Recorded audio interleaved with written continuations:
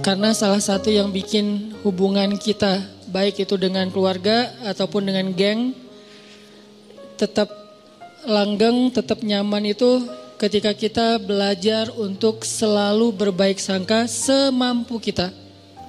Fattaqullaha mastata'tum.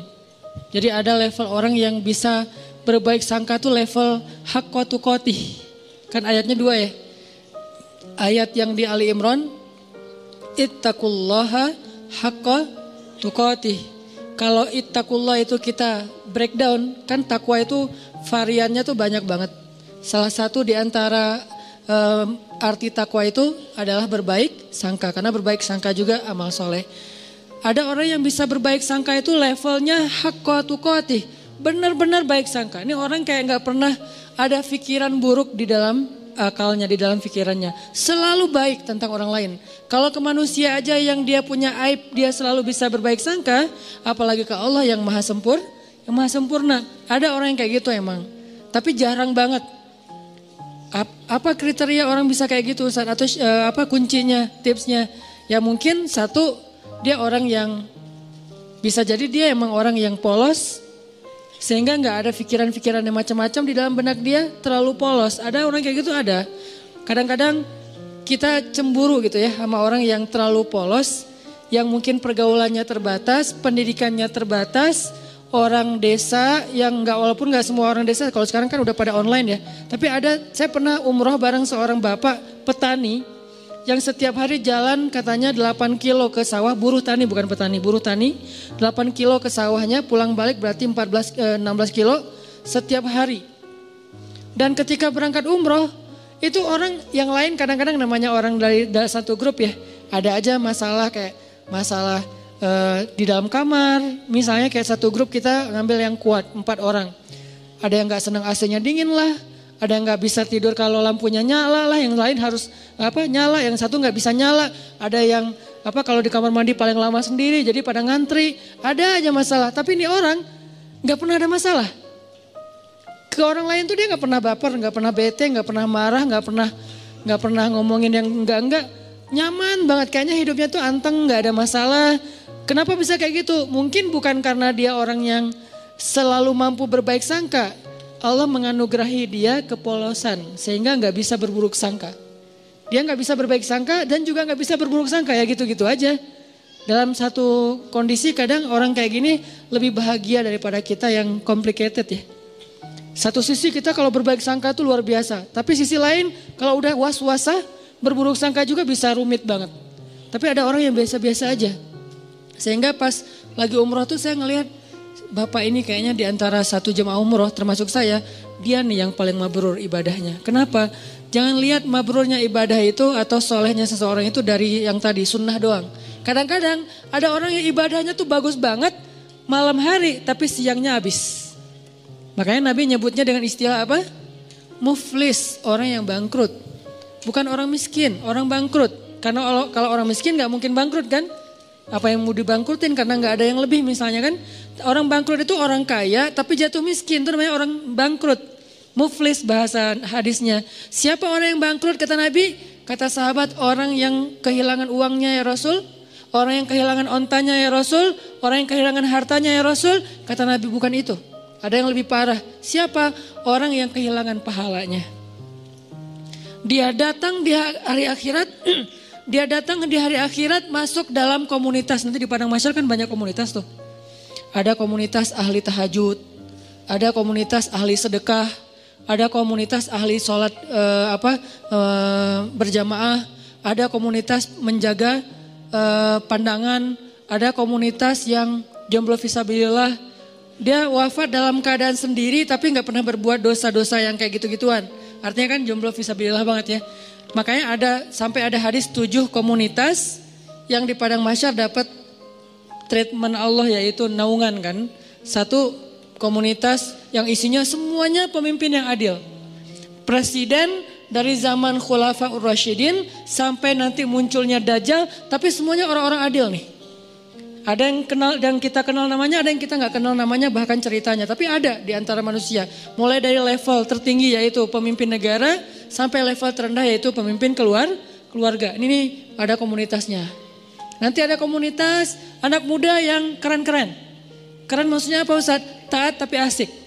Dia masih muda, asik dengan kehidupannya, cuman gak pernah melanggar syariat. Dia rajin ibadah, dia jujur, dia banyak berbuat baik ke orang lain. Komunitas anak-anak muda.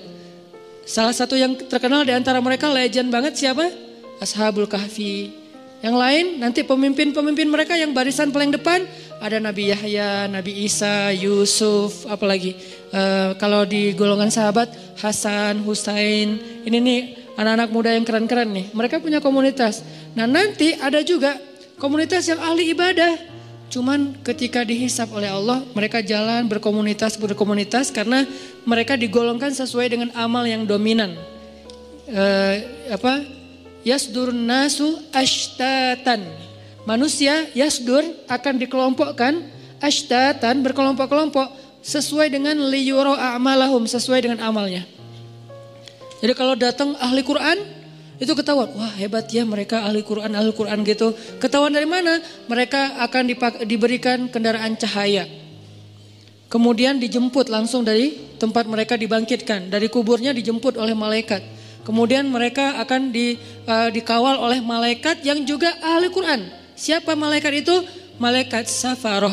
Safaroh itu safir. Safir itu artinya brand ambassador, duta. Malaikat-malaikat duta. Wah hebat ya, jadi kayak selebriti di padang mahsyar lewat kelompok selebriti Al-Quran. Ada yang kayak gitu, tapi ini belum dihisap nih, masih berkelompok-kelompok. Begitu masuk hisap, berubah lagi nih. Dari satu komunitas itu misalnya Ahlul Quran, yang penghafal Quran, penghafal hadis, ahli ilmu, ternyata cuma setengahnya yang lulus masuk surga. Setengahnya lagi ketahan, kenapa? Bangkrut. Kenapa bangkrut? Mungkin dia ahli Quran, tapi dia juga suka berburuk sangka dan membicarakan aib orang lain. Mungkin dia ahli tahajud tapi dia siangnya membicarakan aib orang lain. Ini nih yang bahaya nih. Jadi balik lagi, saya kayak ngerasa iri gitu ke bapak tadi yang orangnya tuh lempeng, ibadahnya mungkin enggak kayak yang lain yang sehari tahu sampai 5 kali. Dia paling sehari sekali, itu juga kalau ada yang ngajak, kalau enggak di kamar aja sendiri gitu kan ya. Karena udah selesai ibadah umroh, ya udah di kamar. Kenapa dia gak ke masjid? Apa kurang soleh? Bukan, gak tahu jalan. Dia sekamar itu berlima, aslinya berempat tapi ditambah jadi berlima dan dia gak komplain. Yang 4 ini komplain, dia gak komplain. Padahal yang 3-nya komplain, dia gak. Kenapa? Karena dia ya gak apa-apa. Terus di antara berlima ini kan ada extra bed ya. Karena kamarnya kamar quad dengan bed yang single bed. Terus karena ditambah satu lagi, soalnya udah ganjil, extra bed. Dia tidur di extra bed. Yang notabene extra bed itu enggak seperti yang biasa, kurang empuk, terus dari bawahnya tuh bunyi-bunyi gitu, terus sakit badan, tapi dia mau, padahal dia bayar sama dengan yang lain, tapi dia dikasih extra bed, gak apa-apa. Terus teman-temannya karena malam-malam pada cepet-cepetan, pada berangkat sendiri-sendiri ke masjid, dia tinggal sendiri, takut, sama orang kampung, takut keluar entah nyasar, kan yang paling terkenal tentang Mekah itu kan nyasar ya. Jadi akhirnya dia karena takut nyasar, ya udah di kamar aja. Salat subuh di kamar padahal di Mekah. Pak gimana tadi subuhnya? Di kamar Ustaz. Loh kenapa? Gak ada yang nemenin gitu doang. Wah ini Masya Allah, mungkin subuh dia tuh lebih afdal daripada kita yang subuhnya di masjid. Kenapa? Bukan karena dia gak mau, dia gak mampu, takut. Yang lain tawaf sehari 5 kali, dia tawaf kalaupun ada yang ngajak sehari sekali. Tapi gak pernah ngomongin aib orang lain. Gak pernah berburuk sangka kepada orang lain. Dia orangnya selalu tersenyum. Dalam keadaan capek aja bisa tersenyum. Dahsyat nih orang kayak gini nih. Gak tahu Allah kasih kelebihan apa pada dia. Ini namanya haqqa tuqatih. Husnuzonnya itu udah benar-benar husnuzon. Selalu husnuzon. Gak pernah berburuk sangka. Ada orang kayak gitu? Ada. Apalagi di kalangan sahabat. Contoh.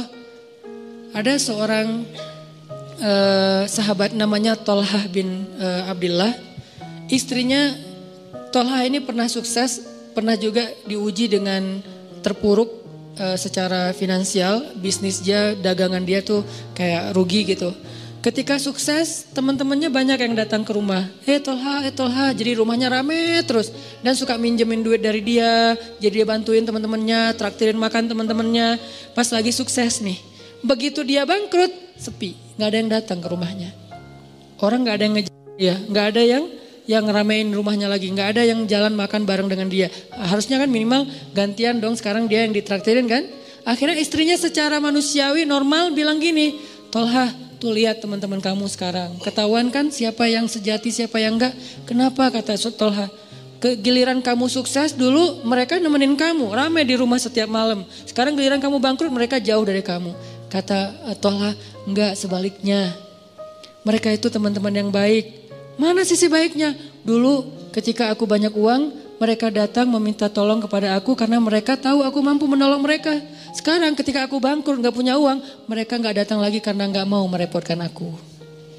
Lihat sisi, selalu ada sisi husnuzon. Ini orang kok bisa kayak gini gitu.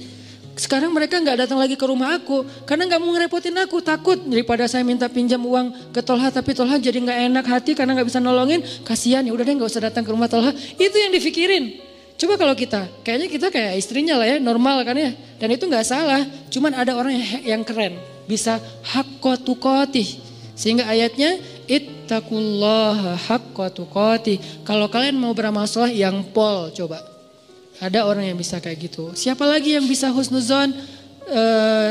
Istrinya Abu Ayyub. Ketika terjadi fitnah, berita hoax tentang Aisyah selingkuh dengan Sofwan. Istrinya Abu Ayyub pulang ke rumah terus nanya ke istrinya, "Mah, udah dengar berita yang lagi trending topik gak?" Gitu. "Oh, tentang Aisyah, ya gimana menurut mama?" Kata istrinya Abu Ayyub, "Ya Abu Ayyub, gimana menurut engkau kalau ada yang membuat berita aku selingkuh?" Kata Abu Ayyub, "Ma'azallah, gak mungkin saya percaya karena saya tahu mama orangnya solehah, baik, menjaga diri, gak mungkin macam-macam." Kalau sebaliknya ada orang yang mengatakan engkau hai Abu Ayyub selingkuh, mungkin gak? Ma'azallah, gak mungkin saya selingkuh, kan saya suami setia sama kamu gitu-gitu kan ya. Terus saya gak mungkin selingkuh, gak mungkin berpaling ke yang lain mah, demi Allah gitu. Kata istrinya Abu Ayyub, "Wahai Abu Ayyub, sesungguhnya Aisyah lebih soleha dari aku. Kalau aku gak mungkin, Aisyah lebih gak mungkin lagi. Sesungguhnya Sofwan lebih soleh dari kamu. Kalau kamu aja gak mungkin, apalagi Sofwan." Ini juga berbaik sangka. Dia selalu melihat angle yang bisa buat dia tuh berbaik sangka sama orang lain. Dia cari, dia ulik tuh. Gimana ya cara berbaik sangka? Gimana ya cara berbaik sangka? Kan itu harus dicari juga ya, gak bisa pasrah gitu aja. Karena kalau kita pasrah doang kan yuwaswis. Yang banyak itu kan waswasah setannya nih. Yuwaswisu fi sudurinas. Ternyata dia benar, ternyata dia gitu, ternyata dia nggak seperti yang kamu pikirkan. Ini tuh banyak banget sehingga kita harus melawannya dengan cari-cari celah. Mana ya sisi baiknya ya, mana sisi baiknya ya. Kalau nggak ada, minimal kalau nggak bisa sama sekali, Allahu a'lam. Saya nggak mau komen deh. Saya nggak mau berprasangka apapun deh. Ya udah deh saya diam aja. Nah ini menunjukkan bahwa ada orang yang haqqa tuqatih. Ada juga yang nggak bisa haqqa tuqatih, maka Allah berfirman di dalam surat At-Taghabun kalau nggak salah, fattaqullaha mastata'tum. Kalau kalian nggak bisa berbaik sangka total, semua kasus berbaik sangka nggak bisa, minimal mastata'tum, usahakanlah semampu kalian. Ini Al-Quran, indahnya Al-Quran tuh kayak gitu, balance. Cuman kadang-kadang kan kita ngambil satu ayat menyimpulkan, padahal ayat itu saling mengutuhkan, saling menjelaskan, bayinat antara satu dengan yang lain. Kalau nggak bisa semuanya berbaik sangka, jangan sampai juga kita akhirnya nyerah. Kayaknya susah banget ya berbaik sangka, udah deh kita biasa-biasa aja, jangan gitu. Mastata'tum, berusahalah semampu kalian. Yang kalian lewatkan minta ampun sama Allah, yang kalian mampu maka jagalah, dawamkan, istiqomahkan. Fattaqullaha mastata'tum. Mastata'tum itu yang mana Ustadz? Yang kecil-kecil dulu, latihan dari yang kecil dulu. Berbaik sangka terhadap hal-hal yang mungkin buat kita sih nothing tulus lah. Ini kan masih gampang ya berbaik sangkanya ya. Apalagi buat orang yang mungkin gak ada hubungannya dengan kita. Yang kalau kita berbaik sangka juga atau berburuk sangka gak ada untung ruginya buat kita. Ya udah kita latihan dari yang itu dulu. Terus kasus-kasus sepele, kasus yang sekedar komen, sekedar broadcast. Kayak misalnya kita lagi di satu grup, beda mazhab. Tiba-tiba ada yang broadcast mazhab yang kita gak sama dengan kita. Jangan langsung berburuk sangka, nih kayaknya nyepet gua nih. Jangan. Sampai di dalam taklim juga kadang-kadang ada orang yang berburuk sangka gara-gara pertanyaan. Misalnya Ustadz, saya mau nanya, gimana orang yang kerjanya masih riba? Langsung diliatin. Lo maksudnya gua? Jangan, karena dia gak kenal kita dan dia juga gak tahu. Mungkin dia nanya, memang dia pengen tahu jawabannya. Tapi jangan juga sengaja kita nanya buat menjatuhkan teman kita yang baru belajar. Kayak misalnya dia baru datang, hijabnya belum sempurna. Kita lihat, wah ini ada bahan pertanyaan nih. Pas sesi tanya jawab, Ustadz, apa hukumnya masuk masjid? Hijabnya masih kelihatan kayak orang di sebelah. Nah ini nih. Atau kalau nggak bilang pun sampai bikin dia nggak nyaman gitu. Yang jelas saling apa ya? Yang satu menjaga lisan, menjaga sikap, yang satu lagi menjaga pikiran dan perasaan. Ini kalau bisa kayak gini semampu kita ya. Karena buat saya juga mungkin saya pastinya belum hakqa tuqatih. Jangankan keluar, ke rumah aja, ke keluarga aja belum bisa hakqa tuqatih. Tapi baru mastata'tum, masih ikhtiar, masih proses, masih belajar. Dan saya juga belajar. Jangan berpikir, oh Ustaz udah sempurna banget ya, hebat ya. Enggak sama sekali. Yang sempurna di antara manusia cuman Rasulullah SAW. Sisanya lebih. Kemudian kurang dikit, makin kesini tuh makin lemah nih. Sahabat idealnya udah di atas rata-rata. Tabiin di bawah sahabat sedikit tapi di atas kita. Tabiin di bawah tabiin tapi di atas kita. Makin kesini tuh makin ya tahu dirilah. Artinya kita bukan siapa-siapa. Lagian orang bertakwa itu bukan berarti gak pernah berbuat dosa. Ini juga satu celah untuk berbaik sangka teman-teman. Ketika teman-teman punya teman baru atau teman yang udah baru hijrah atau yang udah soleh, jangan mengkultuskan dia harus benar segala hal. Ini bahaya nih. Kalau kita menganggap orang soleh ahli ibadah itu gak boleh salah, kita akan kecewa dengan semua orang. Kenapa? Gak ada orang kayak gitu setelah Rasulullah SAW wafat. Gak ada orang yang gak pernah buat salah. Toh Nabi aja yang sempurna kadang berbuat keliru walaupun bukan salah. Nabi gak pernah berbuat dosa, Nabi tidak berbuat kesalahan, maksum, tapi keliru, ya. Bahkan beberapa kali Nabi ditegur di Al-Quran oleh Allah. Banyak ayat, termasuk Nabi lupa bilang insya Allah, sampai akhirnya ditegur. Termasuk Nabi misalnya mengharamkan apa yang Allah halalkan demi nyenengin istrinya. Termasuk Nabi sikapnya bermasa muka dan berpaling. Termasuk Nabi salah fatwa memutuskan masalah tawanan perang. Banyak di Al-Quran itu teguran kepada Nabi. Kenapa? Karena Nabi juga manusia. Cuman beda sama kita, kalau kita salahnya kadang-kadang sengaja. Kalau Nabi tidak sengaja. Dan salahnya Nabi itu bukan salah dalam bahasa fikih, keliru. Kalau salah enggak, kalau keliru ya. Keliru dalam sholat pernah, yang harusnya 4 rakaat jadi 2 rakaat, kenapa? Lupa. Nabi tapi kok enggak khusyuk? Bukan enggak khusyuk, Allah bikin kayak gitu biar Nabi itu jadi teladan buat kita yang pelupa. Sholat, udah berapa rakaat nih? Kan lupa kan? Ya udah deh, kayaknya udah selesai deh. Assalamualaikum. Nah ada teladannya dari Nabi. Kalau kita lupa, ambil yang paling kecil angkanya, jangan ambil angka yang paling besar, keenakan. Baru juga serakaat, kayaknya udah 4 deh. Assalamualaikum. Setiap hari aja sholat serakaat karena pelupa gitu. Nabi pernah lupa 2 rakaat, terus gak perlu diulang 4 rakaat, itu memberatkan. Misalnya sholat zuhur, pas tahiyat awal, udah gitu, ini yang kedua atau yang pertama ya? Kayaknya kedua deh. Assalamualaikum. Di belakang bilang, Mas lagi sholat sunnah? Enggak, zuhur 2 rakaat. Oh iya, langsung sholat lagi 2 rakaat. Tidak perlu diulang, ya kok dikasih tahu sih, biarin aja kali. Jangan, biarin. Akhirnya kita nambah 2, kan gak repot ya kalau nambah 2 rakaat ditutup dengan sujud sahwi. Kecuali kita udah kemana-mana, makan-makan dulu, cari kayak batagor, apa segala macam. Lo tadi perhatiin gue sholat gak? Iya, kenapa? 2 apa 4? 2 sih kayaknya. Oh 2 beneran 2 ya, udah deh 2 lagi deh. Enggak, itu mah udah batal, udah jauh ya. Tapi kalau masih duduk, tapi kan udah ngomong Ustaz, ngomongnya kan yang perlu aja, cuman masalah bab sholat, bukan ngerumpi.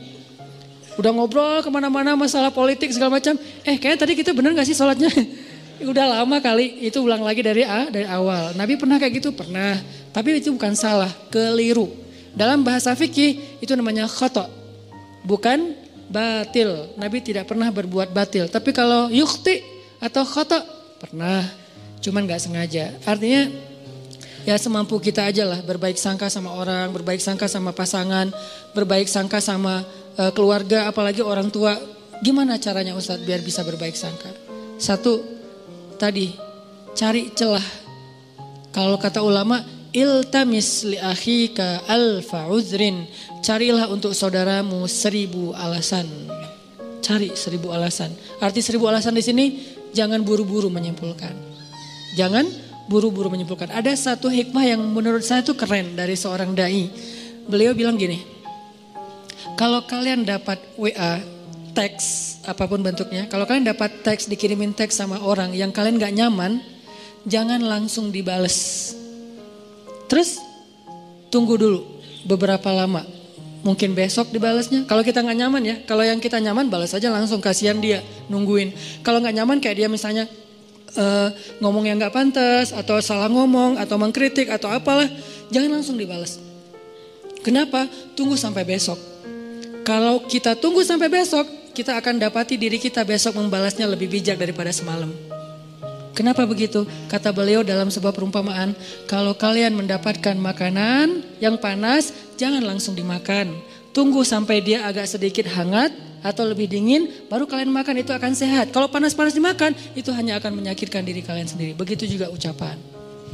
Dapat teks, jangan langsung dibalas, masih panas. Nanti sama-sama kebakar nih. Tunggu sampai dia dingin. Kita dingin, dia dingin, di sana udah ngirim teks kan semalaman, nungguin akhirnya dingin ya. Gak tahu juga, mungkin lebih panas kali ya. Nah, kita membalasnya dalam keadaan dingin, sejuk, enak tuh. Kayak air dikasih teh panas, tunggu sampai jadi teh hangat. Baru kita minum, tapi kalau panas-panas diminum, yang pertama kita celaka, yang kedua juga orang lain celaka. Kenapa? Kita celaka karena kepanasan, orang lain celaka karena kita salah-salahin. Ini siapa sih yang bikin teh panas-panas amat, dan seterusnya dan seterusnya. Begitu juga dengan ucapan. Ini cara berbaik sangka nih. Caranya jangan langsung disimpulkan, jangan langsung dijudge, tunggu aja dulu. Siapa tahu setelah kita tunggu ternyata secara natural terjelaskan dengan sendirinya. Muncul tabayun yang tidak kita sengaja, bukan kita cari, bukan. Tiba-tiba muncul kayak tabayun, penjelasan dari sana sini. Akhirnya kita gak sempat menyimpulkan yang negatif kan. Alhamdulillah selamat gitu. Ustaz, kadang-kadang buruk sangka itu bukan disengaja, muncul aja. Makanya gak mungkin lah kita sengaja pengen berburuk sangka sama orang lain. Itu was-wasa dari setan. Kok salah setan sih Ustaz? Ya emang salah setan. Kenapa kok salah setan? Ya setan, memang untuk disalahin gitu kan. Makanya Nabi Yusha ketika lupa dengan ikannya yang berenang, apa kata beliau? Wa ma ansanihu illa syaitanu an adzkurah. Enggak ada yang bikin saya lupa kecuali karena saya setan. Ini setan nih kerjaannya nih, gitu. Jadi a'udzubillahi minasyaiton. Pas kita ada yang enggak enak di pikiran kita, a'udzubillahi minasyaitonir rajim. Terus kata setan, gue gak ngapa-ngapain kok ditaus-tausin sih. Ya emang bagian dia gitu. Masa a'udzubillahi minni. Ya Allah aku berlindung dari diriku sendiri, kan gak mungkin ya. Gak ada ayatnya, yang ada berlindung dari setan. Intinya cari celah, jangan langsung disimpulkan. Biarin aja dulu, larut. Ada masalah, jangan langsung, wah bener nih. Jangan, diamin aja dulu. Minimal kalau gak tertabayun, terjelaskan dengan sendirinya, kitanya udah concernnya udah pecah dengan hal-hal yang lain. Siapa tahu tiba-tiba Allah memberi kita rezeki lupa, besok gak sempat dibahas lagi. Ini cara-cara berbaik sangka yang kata ulama praktis. Tunggu, jangan simpulkan dulu. Kedua, cara berbaik sangka, kita ingat-ingat kebaikannya. Karena kalau kita gak pernah ingat kebaikan orang lain, agak susah sih memikirkan bahwa dia itu sebetulnya gak ada maksud apa-apa. Tapi kalau menurut kita nih orangnya tuh baik, orangnya tuh gak pernah bohong. Begitu ada orang yang bilang dia bohong lu kemarin, kayak gak mungkin deh. Soalnya setahu saya dia tuh orangnya selalu jujur. Nah kan karena kita ingat bahwa dia jujur, susah percaya kalau dia bohong. Karena kita ingat dia orangnya setia, susah percaya kalau dia selingkuh. Karena kita ingat dia orangnya perhatian, susah percaya kalau dia cuek. Ini nih ingat kebaikan. Seingat mungkin, kalau perlu kita bikin program buat diri sendiri berbaik sangka dalam rangka mastata'tum, semampu kita catat. Dia pernah gini sama saya, dia pernah bantuin saya, dia pernah. Sesekali kita minta tolong dia gak bisa tolong, kita akan lihat dulu sih dia selalu nolongin saya. Kok sekarang dia gak nolong? Kayaknya dia lagi ada masalah juga. Tapi kalau kita lupa, dia emang gitu orangnya, susah banget dimintain tolong. Padahal setiap hari nolong. Kecuali kali ini. Nah ini cara berbaik sangka, ingat kebaikan orang lain. Kalau gak ada Ustadz, siapa bilang gak ada? Gak mungkin gak ada, kecuali Firaun. Toh Firaun aja masih ada kebaikannya apa? Masih mau menampung Musa kecil di rumahnya, walaupun sebetulnya dia gak suka kepada Musa itu. Masih mau, gara-gara apa? Gara-gara sayang sama istrinya. Kalau Dajjal, nah itu satu-satunya yang mungkin bukan hampir, gak ada sih emang. Sehingga kita disuruh bertaus di akhir sholat kita dari Dajjal. Jadi taus itu kayaknya setahu saya tuh dua ya. Setan dan Dajjal. Ini saking buruknya. Tapi kalau manusia biasa pasti ada. Kalau nggak kelihatan sama kita bukan nggak ada, kita nggak tahu. Sehingga kita berbaik sangkanya ya pasti adalah kebaikan dia, cuman saya nggak tahu. Ustadz, kalau yang berburuk sangka itu tentang sesuatu yang bikin kita sebel gimana Ustadz? Ini nih yang agak berat nih. Kalau nggak ada hubungannya dengan kita kayak isu, informasi, apa yang lagi nge-hit atau apa, itu mungkin buat kita sih gampang berbaik sangkanya. Tapi kalau yang bikin kita nyesek gimana Ustadz berbaik sangkanya? Sholat. Jangan berbaik sangka sama dia kalau belum mampu. Berbaik sangkalah kepada Robnya. Karena kalau ini juga nggak bisa, udah nggak ada lagi harapan. Cara berbaik sangka kepada Allah hubungannya dengan dia apa Ustadz? Ya Allah, saya nggak tahu apa yang terjadi. Saya serahkan urusan dia kepada Engkau. Engkau pasti nggak akan ngecewain saya dong pastinya. Ini nih cara berbaik sangka ke Allah. Akhirnya tawakal modalnya supaya kita nggak ngikutin prasangka buruk kita yang bikin kita nyesek. Kadang-kadang orang berburuk sangka itu bukan hanya dalam kehidupan yang biasa. Dalam ibadah aja bisa berburuk sangka. Dan kalau udah kayak gitu udah nggak nyaman. Ada teman kita misalnya kayak lagi puasa sunnah. Kok dia egois banget sih puasa sunnah pas lagi mau ngajak acara makan-makan bareng saya nggak bisa, sehari aja dia batal. Nah ini udah mulai muncul sebelnya, nggak nyamannya. Berbaik sangkalah apa? Ya mungkin dia nggak ada hajat yang dia lagi butuhin sehingga dia kayak lagi ngelobi langit dengan ibadah-ibadah sunnah dan itu lebih dia butuhkan daripada sekedar membatalkan puasa demi makan-makan dengan kita. Ya udah deh nggak apa-apa, mungkin dia punya hajat yang penting. Bisa kayak gitu atau apapun lah bentuknya. Kadang-kadang dalam ibadah juga berburuk sangka itu bukan yang fatal sih, tapi agak dikit ganggu. Kayak lagi sholat berjamaah. Saya pernah ngimamin kan ada ayat-ayat yang kadang-kadang kalau lagi berkesan gitu diulang-ulang ya. Kayak misalnya baca ayat, bukan Ar-Rahman sih kalau itu pasti diulang-ulang sih. Fabi ayya rabbikum tukadziban. Ada yang kayak wabasyiril ladzina amanu wa 'amilus shalihat. Sampaikanlah berita gembira kepada orang yang beriman dan beramal soleh. Wah ini keren ya ayat nih. Wabasyiril ladzina amanu wa 'amilus shalihat. Diulang lagi. Kenapa lagi mensugesti diri? Gak usah khawatir deh beramal soleh. Karena pasti gembira hasilnya. Pasti dibahagiain Allah. Pasti Allah balas. Gak mungkin dikecewain. Wa basyiril ladzina amanu wa amilus solihat. Di belakang kadang-kadang makmumnya mungkin gak bisa berbaik sangka. Tapi gak fatal juga sih. Jangan-jangan Ustadz lupa nih. Analahum jannat. Karena kebenaran dia hafal. Analahum jannat dibenerin. Saya wabasyiril ladzina amanu wa 'amilus shalihat annalahum jannatin tajri min tahtil anhar. Ya. Seandainya bisa ngomong, tahu. Cuman kan enggak bisa ngomong dalam sholat ya. Jadi bukan saya lupa, lagi menikmati ayat yang menurut saya berkesan gitu, tapi kayak dibener-benerin, teriak satu masjid, analahum jannat. Dia baru tahu analahum jannat dari yang di depan, dan dia juga enggak hafal aslinya. Jadi kayak, wah ternyata itu ya udah deh rame-rame yuk. Analahum jannat gitu. Apaan sih? Ada yang kayak gitu. Pernah sekali kayak gitu sholat dibenerin dari belakang. Pernah saya gak ngerasa lupa gitu. Terus akhirnya apa? Saya sebagai imam kan gengsi gitu kan. Pas analahum jannat. Analahum jannat. Dilebay-lebayin iramanya gitu biar yang pengen ngasih tahu kode gitu. Gue hafal. Cuman lagi kayak khusyuk gitu sih. Intinya adalah berburuk sangka itu emang gak nyaman. Dalam ibadah aja gak nyaman. Padahal itu bukan hal yang fatal kan. Mungkin justru makmumnya kayak kasihan ya ustadznya ya. Udah 5 kali ngulang gak lewat-lewat. Udah deh kita benerin. Kalau berbaik sangkanya imam ya kepada umum. Kalian baik banget sih dibenerin. Padahal saya gak salah loh. Kasihan deh lo gitu. Jadi artinya ya berbaik sangka semampu kita. Terus ada yang ketiga. Gimana caranya biar gak terjadi berburuk sangka. Kita nih sebagai orang yang kadang-kadang suka bikin masalah, suka bikin syubhat istilahnya. Apa itu syubhat? Sesuatu yang berpotensi salah faham. Itu namanya syubhat. Sesuatu perkataan, perbuatan, posting kalau dalam bahasa sosmed itu yang berpotensi orang salah faham.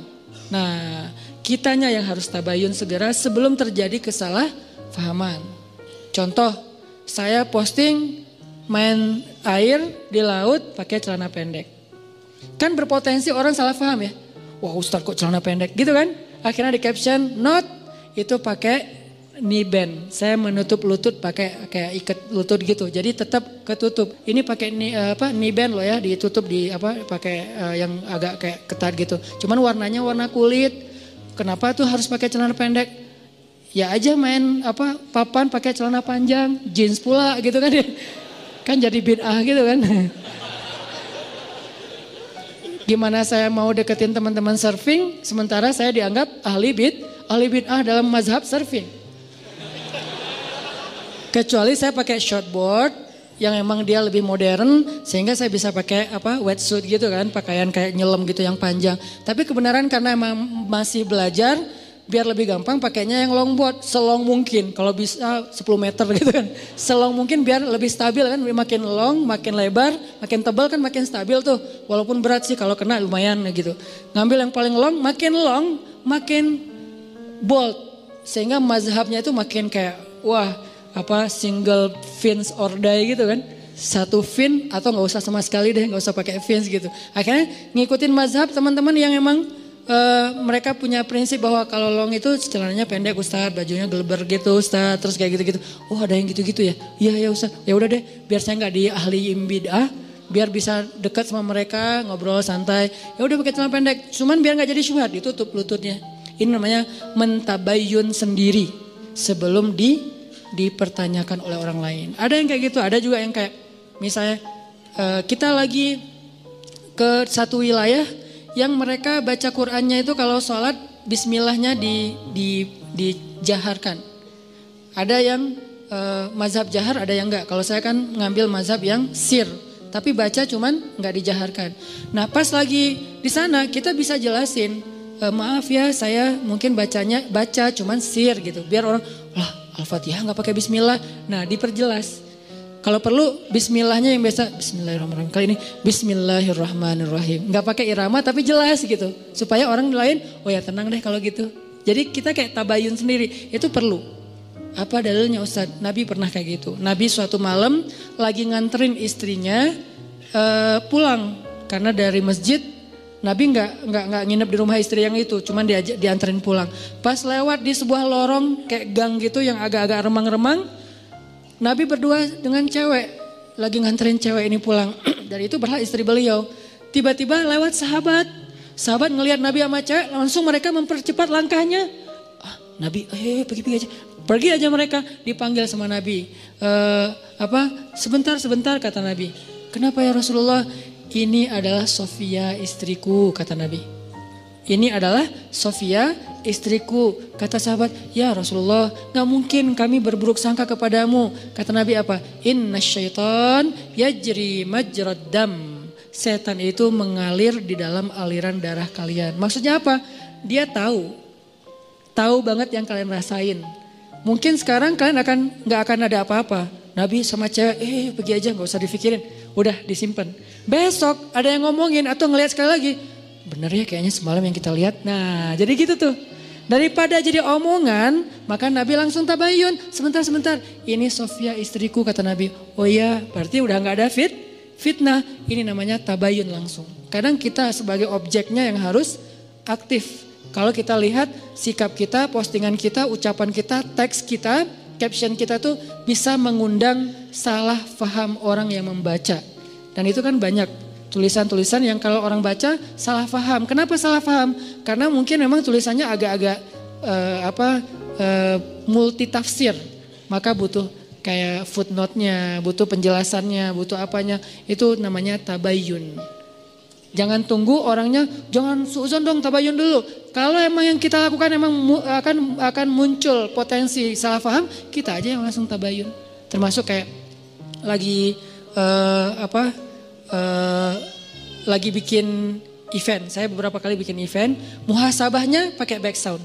Saya udah minta fatwa, saya tanya Ustadz Abu Somad, Ustadz, saya muhasabah pakai back sound, boleh nggak Ustadz?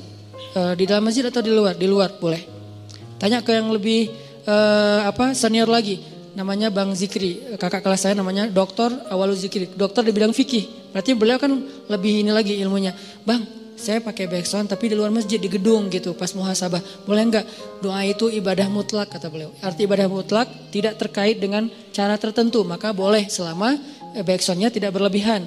Kalau backsoundnya mungkin yang lebih kencang daripada doa mungkin ya agak-agak gimana gitu kan ya. Terus pakai, dulu kan jarang ada tablik akbar pakai flashlight ya. Terus kita bikin tablik akbar beberapa kali pakai flashlight. Pas bagian apa? Pas bagian lagu Indonesia Pusaka. Pakailah flashlight. Mulai dihujat nih, dihujatnya apa? Kajian kok kayak apa gitu kan ya. Kayak ikut agama lain atau apa gitu. Kayak pakai lilin atau apa gitu. Oke, saya yang salah, lupa tabayun. Alhamdulillah, bukan alhamdulillahnya, qadarullahnya. Sekarang banyak para habaib, Masya Allah, mereka selawatan juga di acara crowd event gitu pakai flashlight kan. Ada Habib siapa gitu, yuk kita selawatan nyalain flashlightnya. Buat apa sih? Buat lebih semarak, lebih semangat gitu.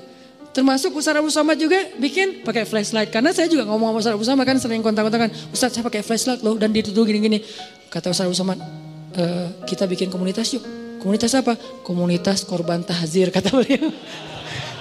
Karena kayak saling curhat-curhat gitu. Oh iya Ustaz, maksudnya gak apa-apa selama itu bukan di dalam masjid. Akhirnya besok-besok kalau saya bikin event, saya jelasin ini di luar masjid ya gitu.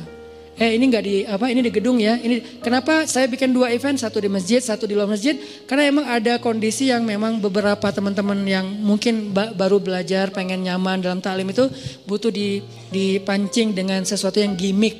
Sehingga kita bikin, jangan sampai kita lakukan itu di masjid, akhirnya di luar masjid. Jadi tetap semua dapat menunya deh, yang udah medium dapat menu medium, yang udah bold dapat menu bold, menu bold, yang masih light dapat menu light, bertahap, setiap orang berproses